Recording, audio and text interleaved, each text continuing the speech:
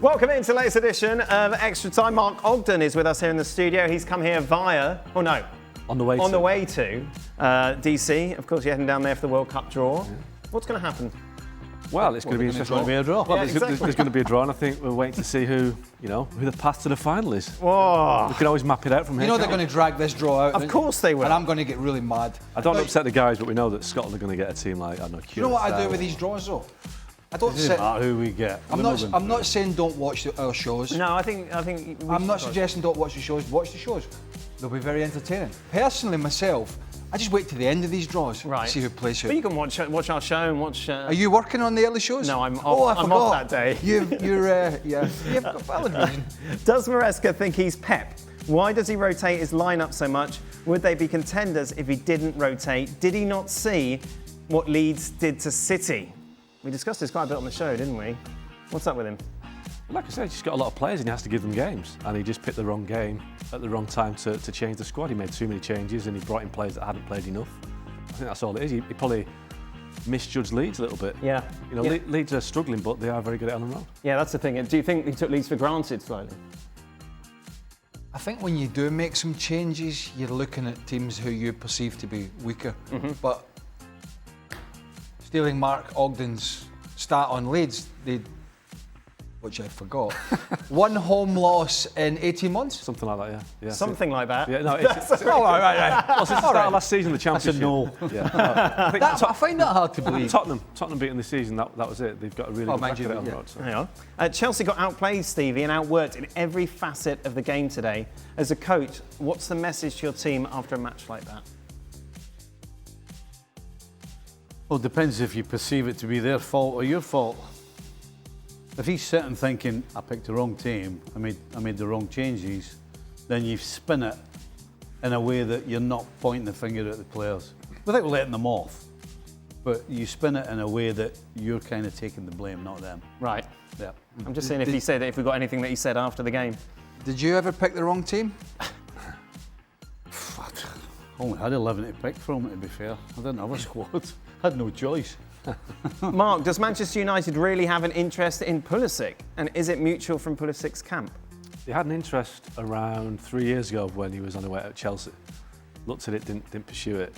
What United need right now, what they're saying they want are two midfielders and some wing backs. And I don't think he fits any of those kind of criteria. He's 27, so the age profile is probably beyond United.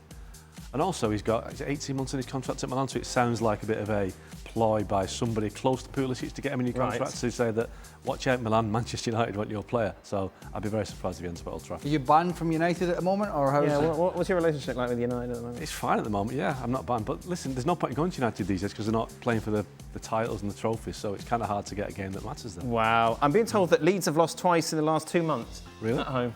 Who's the second time, sir? Aston Villa and Tottenham. I said something like that. What's the point? And he went on your coattails as well. We said it on the show. Oggy, it feels like a serious question now. Will United finish above Liverpool in the table? Well, if they beat West Ham on Thursday, they go tomorrow. Yeah, is it 3 points? 2 points? No, they won't.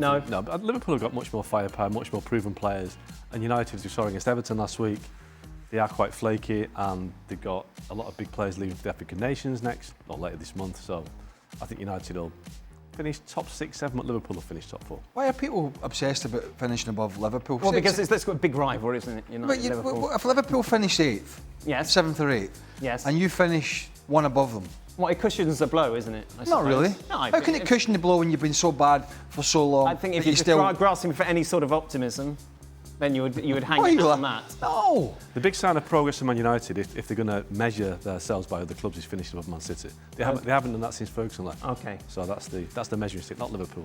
What were you giggling at? Well, she's fans. That's like you were saying earlier on. We were in the room with Rangers and Celtic. How the fans just beat Rangers. Right. Celtic fans just beat Rangers.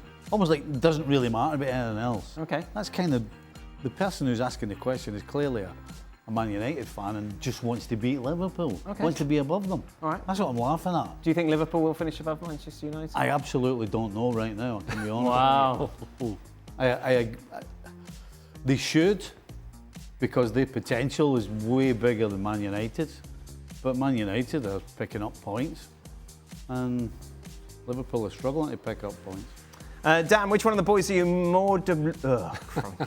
long day. One of those big words again. Dan, which one of the boys are you more deliberately annoying to? I don't think I'm annoying to. I think I'm the same to everybody. Correct. Yeah. It's just some people get a little bit more wound up about it. Exactly. For Craig, have you ever had an embarrassing mistake like the New York Giants kicker did on Sunday by completely missing the ball? Yes. Here we are, FA Cup semi-final. I didn't miss the ball. No, but you passed it to David Beckham and he scored. Yeah, but it was a very good pass. I may have been going in the wrong direction. Oh, what incident were you thinking of? Oh, I had a missed kick at Celtic once. Did you? I overlapped one of the lads, and I toed it with my left foot as I was about to whip it in. Brilliant. And I completely missed it. And as I was running back, the whole bench were just killing themselves laughing. I had one at your place. Oh yeah. Old Trafford. Wait to take a quick corner, kick the corner flag instead of the ball. Yes. You know, when the funny thing is, at the time, you think nobody maybe noticed that.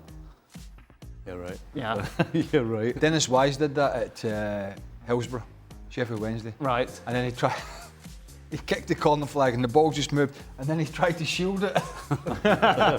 People were coming over. Crazy. Okay, what's the most embarrassing thing you think you've seen over the years? Oh dear me. Well, you watch a lot of Man United, so I suppose Yeah, exactly. pretty Yeah. much Yeah, I've seen some pretty bad ones. Yeah, some penalty shootouts are always. I think United lost a penalty shootout against Sunderland in the Carabao Cup about 10, 12 years ago. That was the worst penalty shootout I've ever seen. I think maybe one penalty was scored. Worse than Grimsby? Well, actually, no. That's too recent for me to remember. That was pretty poor. Yes. Any more defeats for Leeds? No, that's it. Just the 2 in 4 games. You know when you ask the producer to give you some really important information when we're live? I was hoping, You know, when it's, some big moment comes along and you're looking for a bit of help. Yes. He's sat there. I know. I don't know what he's doing. I'm still waiting for Maresca's post-match comments, which is just a complete. I mean, you want all that important stuff. He's nowhere to be seen. They haven't come through. Of course they come through. Game finished an hour ago. Anyway, that's it. That brings us to the end of today's show. Manchester United in action against West Ham tomorrow. And then Friday, of course, our World Cup special. Mark Ogden live in DC for us to break down exactly who will be playing who in the States next summer. Oh! Can't wait.